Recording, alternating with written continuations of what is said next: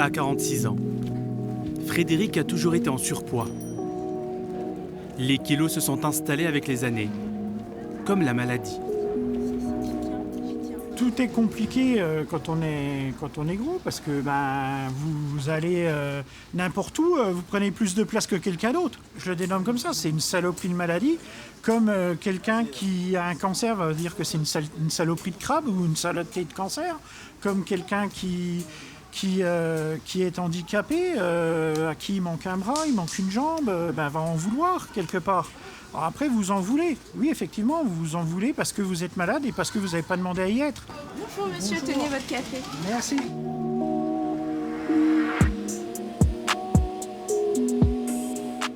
La maladie obésité ne se résume pas au poids. Et c'est ça que les gens ont du mal en fait. Pour eux, on est gros parce qu'on mange beaucoup. Ou on est obèse parce qu'on mange beaucoup. Ils ne comprennent pas que que l'obésité c'est une maladie multifactorielle. Le surpoids concerne un Français sur deux. En Bourgogne-Franche-Comté, près de 19% de la population est obèse. Derrière ce chiffre, des hommes et des femmes qui tentent de vaincre la maladie. Nous les avons suivis dans leur quotidien. Christelle fête ses 50 ans cette année. Des années de vie et de lutte contre son corps et son image. S'habiller a longtemps été une contrainte. Salut. Ça va ? Ouais, ça va et toi? Ça va bien. Aujourd'hui, pousser la porte d'une boutique est devenu un geste plus facile. Ouais, c'est pas mal ça. Tu penses que je rentre dedans? Oui. Les marques qui faisaient de grande taille, c'était hyper vieillot. Maintenant, non. Maintenant, on trouve de tout en fait. C'est pas mal, hein? Comment t'es dedans? Ouais, ça va.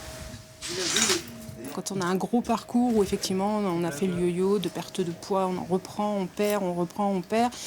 À un moment donné, il faut se dire que oui, on a une problématique déjà, qui est une maladie, ce qu'on ne disait pas avant, hein, et qu'à un moment donné, oui, on a des difficultés à perdre et que si on ne fait pas la paix avec soi-même, ça devient très compliqué.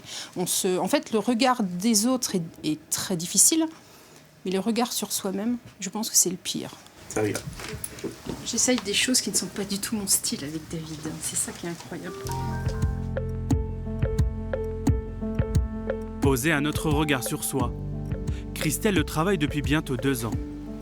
Elle est suivie dans ce centre spécialisé. Comment ça va?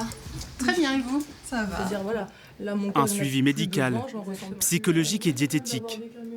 Et comme à chaque rendez-vous, l'homo-régime est banni. Donc on est toujours cette mise en place de collations salées, donc plus sucrées. Il y avait la barre de céréales quelquefois. Ouais, plus dans l'après-midi. Ok. On peut totalement se faire plaisir à justement manger les aliments, on le sait, qui sont plus caloriques, mais ça reste complètement ok dans l'équilibre de la semaine.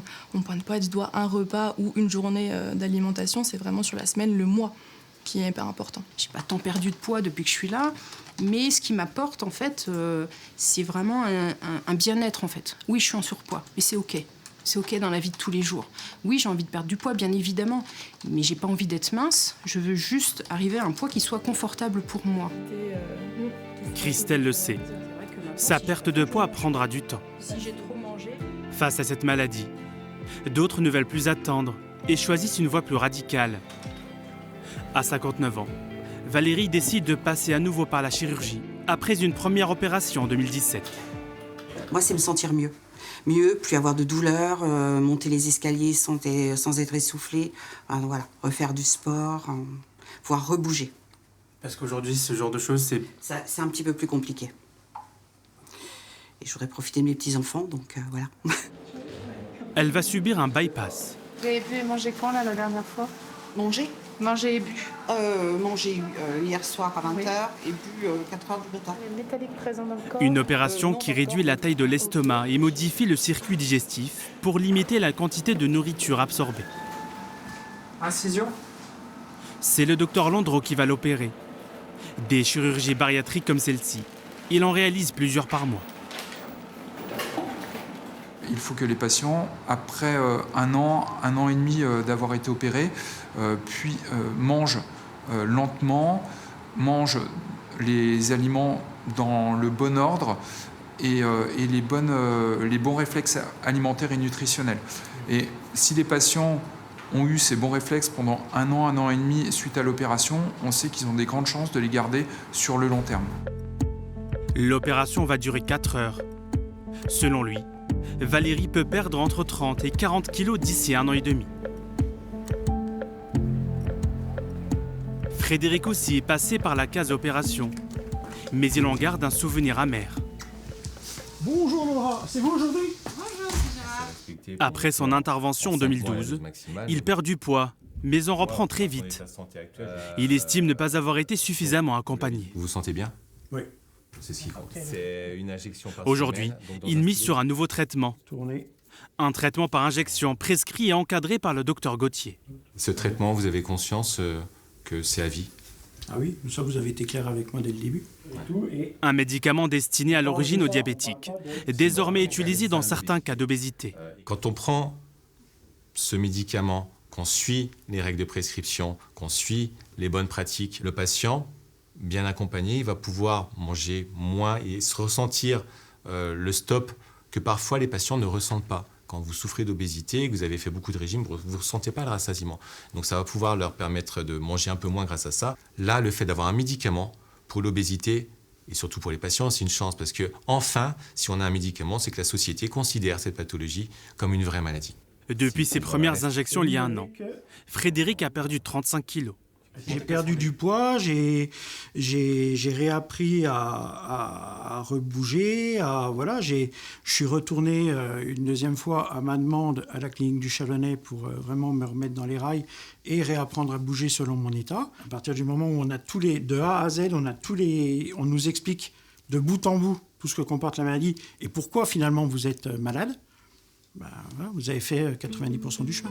Bonne fin de journée, docteur. Merci beaucoup. Merci à vous. Un long chemin semé d'embûches. Car l'obésité est une maladie à gérer au quotidien. Comme chaque mardi, Amandine participe à un cours de sport adapté. Vous allez voir cet été, on va avoir un body.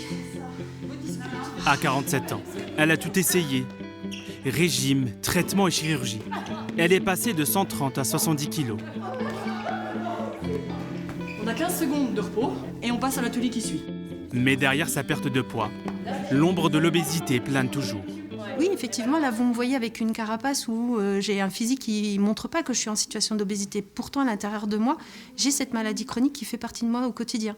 À tout moment, si je baisse la garde, à tout moment où, effectivement, il y a moins d'activité, ou derrière mon alimentation émotionnelle va prendre vraiment le pas, ou si j'ai plus mon suivi médical, effectivement, l'obésité va reprendre un peu sa place. Et c'est tous les jours au quotidien où j'ajuste, en fait. Voilà pour aujourd'hui, mesdames.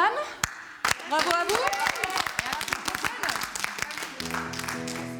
Pour Amandine, Christelle, Frédéric et Valérie, le combat se mène à chaque instant pour reprendre goût à la vie et avancer au-delà du poids.